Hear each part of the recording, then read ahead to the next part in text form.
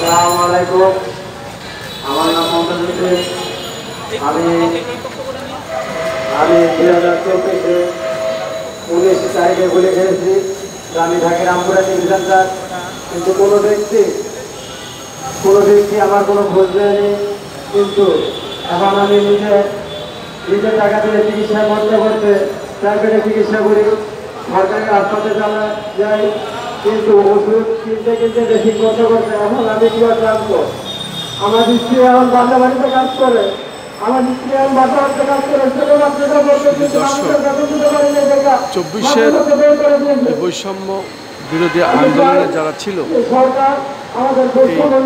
ছাত্র আন্দোলনে যেসব সাধারণ জনতা শরিক হয়েছিল তাদের মধ্যে আহত অনেকেই আসছেন এবং তারা তাদের বক্তব্য তুলে ধরছেন। এগুলো ছিল বৈষম্য বিরোধী আন্দোলনে 24-এর যে নিহত হয়েছে, আহত হয়েছে, সেই সকল পরিবারের লোকেরা এখানে এসেছে।